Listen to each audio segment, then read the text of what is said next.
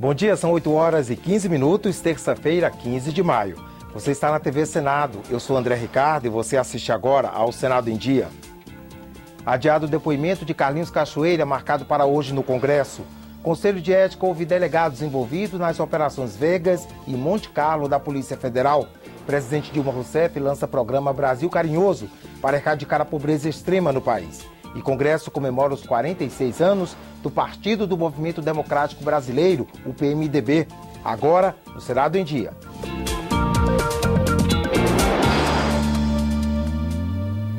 O ministro do Supremo Tribunal Federal, Celso de Mello, acatou na noite de ontem o pedido da defesa de Carlinhos Cachoeira e suspendeu o depoimento dele na CPI que investiga o contraventor, marcado para hoje à tarde. A liminar alega que a defesa precisa de mais tempo para analisar o material das operações da Polícia Federal que levaram à instalação da CPI.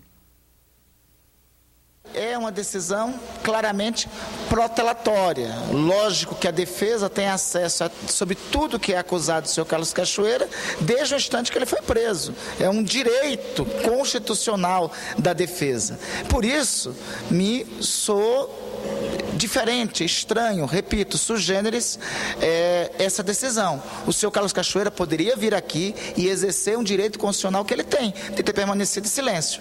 O que me parece diferente, o que me parece sui generis, é ele ter um habeas corpus para não comparecer à CPI. No meu entender, isso frustra o funcionamento de comissões parlamentares de inquérito. A CPI do Cachoeira também foi um dos temas debatidos ontem no plenário. A possível convocação do Procurador-Geral da República, Roberto Gurgel, divide a opinião de senadores. O senhor Roberto Gurgel se apresentaria como a pessoa mais adequada para dar uma noção geral dos inquéritos, diferentemente do seu futuro papel e atuação junto ao Supremo Tribunal Federal, em que ele é substituível. Aqui na CPMI, o Procurador-Geral é insubstituível para prestar pessoalmente o seu depoimento e as suas alegações. Se o Procurador-Geral da República vier a esta casa depor na CPI, ele se torna testemunha. E testemunha não pode dar início a uma ação penal. Ninguém comparece à comissão parlamentar de inquérito, a não ser como testemunha, ou investigado, que também recebe o nome de indiciado, ou convidado. O Procurador-Geral da República não está sendo investigado. Ele é testemunha ou será convidado, que no caso dele, da mesma forma, se transforma em testemunha. O Conselho de Ética do Senado, que analisa o processo contra o senador Demóstenes Torres por quebra de decoro parlamentar, se reúne logo mais às 9 horas. O colegiado vai ouvir os delegados da Polícia Federal, Raul Alexandre Marques Souza, responsável pela Operação Vegas, e Matheus Mela Rodrigues, da Operação Monte Carlo. Os dois delegados já foram ouvidos na semana passada pela CPI do Cachoeira. O presidente do Conselho, o senador Antônio Carlos Valadares, disse que os depoimentos devem ser abertos para evitar o vazamento de informações. Antes da reunião, eu vou conversar com os delegados para saber da opinião deles. Se a opinião deles for favorável a uma reunião aberta, eu acho até melhor, porque evita essa questão do vazamento, como está ocorrendo, mesmo sem a participação da direção dos trabalhos da CPMI, está havendo praticamente um vazamento de tudo que acontece na CPMI, nas reuniões secretas. Então é melhor que a reunião seja aberta e que o público tome conhecimento de tudo o que constar dos depoimentos que foram tomados no Conselho de Ética. Confira agora a agenda das comissões do Senado para amanhã desta terça-feira. A Comissão de Meio Ambiente faz audiência pública para discutir os temas em foco na Rio+20, a Conferência das Nações Unidas sobre Desenvolvimento Sustentável. Desta vez, o enfoque dos debates é inovação para a sustentabilidade. A Comissão de Educação tem na pauta projeto que obriga escolas de ensino fundamental e de ensino médio a identificarem no ato da matrícula o responsável autorizado a ingressar no estabelecimento para tratar de assuntos de interesse do aluno. O objetivo é aumentar a segurança nos colégios.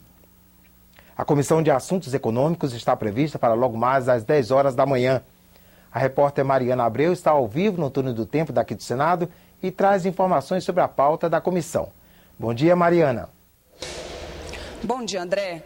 Os valores recebidos mensalmente por contribuintes com mais de 60 anos podem ficar isentos do imposto de renda até o limite máximo dos benefícios pagos no regime geral de previdência social. É o que determina um projeto que está na pauta desta terça-feira da Comissão de Assuntos Econômicos. A proposta não somente amplia o limite de isenção, hoje em R$ 1.566, como também reduz a idade para se ter acesso a esse benefício, de 65 para 60 anos. Hoje, o valor está em R$ 1.566 e iria para R$ 3.900. A medida se aplica a quaisquer rendimentos, oriundos ou não de aposentadoria, reforma ou pensão.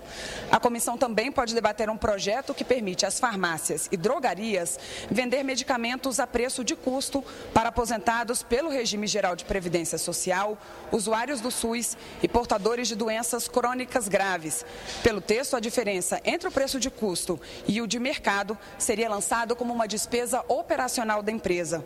Os senadores podem analisar ainda uma proposição que reserva às pessoas com deficiência 5% dos postos de trabalho para aquelas empresas que receberem benefícios fiscais por atuarem em atividades relacionadas à Copa das Confederações em 2013, à Copa do Mundo de 2014 e aos Jogos Olímpicos e Paralímpicos de 2016 no Rio de Janeiro. André? Obrigado, Mariana.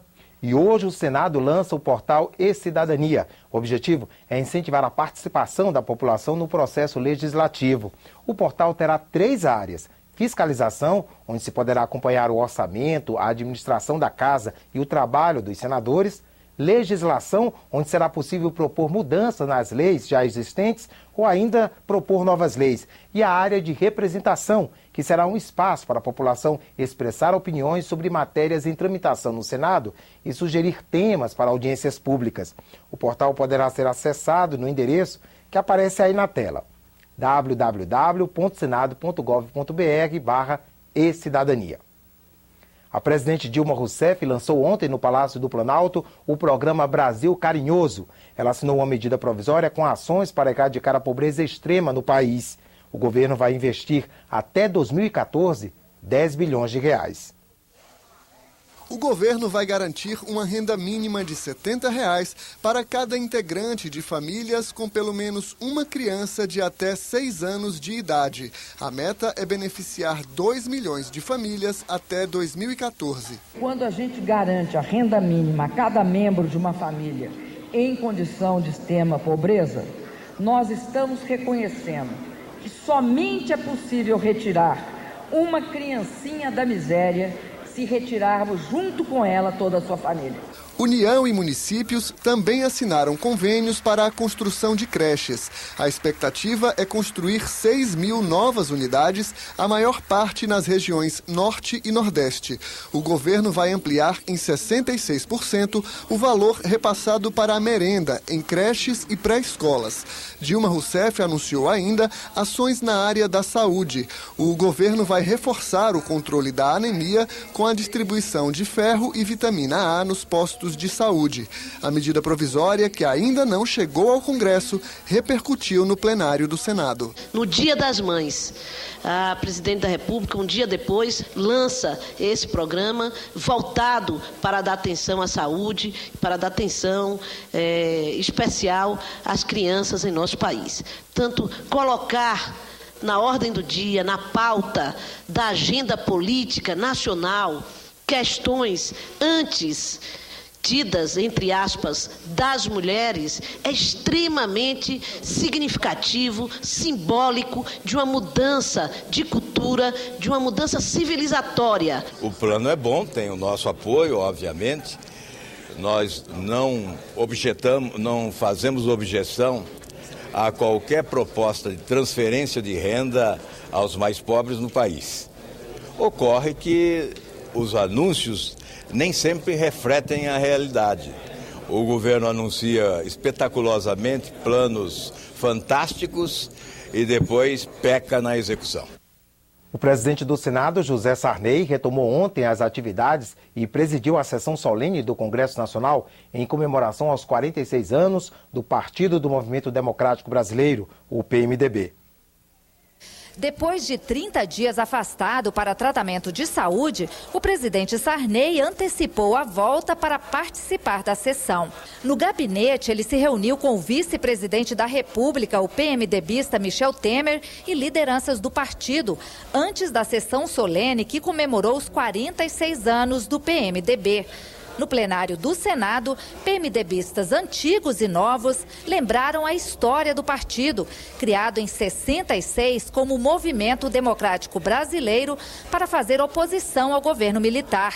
Na década de 80, passou a ser PMDB e teve papel fundamental no processo de democratização do país. O Partido do Movimento Democrático Brasileiro, PMDB, tem motivo de sobra para se orgulhar de sua longevidade e de sua aceitação junto aos eleitores de todo o território nacional. Mais do que isso, do reconhecimento de todo um país, de tamanhos contrastes pela sua luta, pela construção de uma nação verdadeiramente justa, democrática e soberana. O PMDB de hoje é o PMDB que se ancora nas suas tradições do passado e que faz muito também no presente pelo país, projetando o futuro grandioso do partido e do Brasil.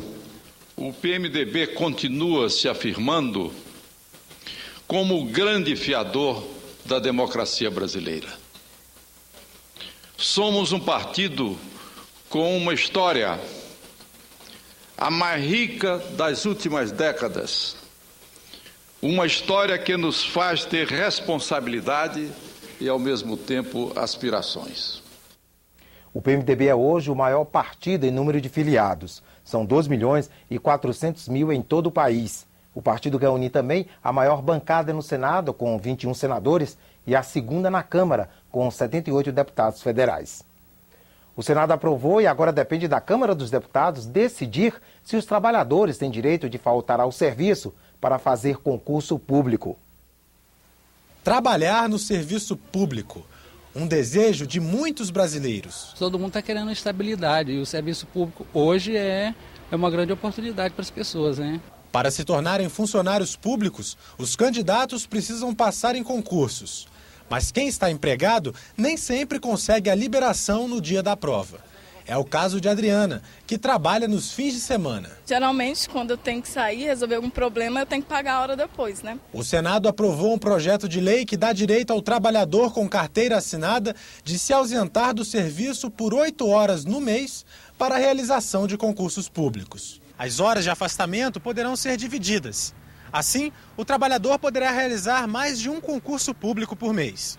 Nesta locadora, o gerente aprova a iniciativa. Às vezes sacrifica um pouquinho quem não está fazendo em prol de dar uma tranquilidade e meu funcionário vai trabalhar mais contente também, né? Carlos já liberou a funcionária Patrícia para fazer provas. Eu achei importante, porque a pessoa tem essa oportunidade, além de estudar e fez o cursinho, fez a inscrição, aí encontra essa barreira de não poder ir à prova, de faltar ou ter que arrumar outra desculpa. Para virar lei, o projeto ainda tem que ser aprovado na Câmara. Lá, alguns pontos ainda podem ser discutidos. Impõe ao empregador o ônus de estar treinando um trabalhador que vai sair da sua empresa e todos os esforços dele de treinamento, de capacitação desse funcionário vão ser perdidos. Para representantes do comércio, a liberação não vai prejudicar os negócios. Isso significa uma qualificação profissional também daquele profissional que está dentro do comércio, né? A partir do momento em que ele está estudando, que ele está se capacitando para prestar um concurso público, ele poderá também ser uma mão de obra mais qualificada dentro do comércio. Vai ser ótimo, porque eu não vou precisar matar trabalho e nem precisar trocar com ninguém. O Senado em Dia termina aqui. No decorrer da manhã você acompanha outras informações nos boletins do Senado Agora. Enquanto isso, continue assistindo a nossa programação.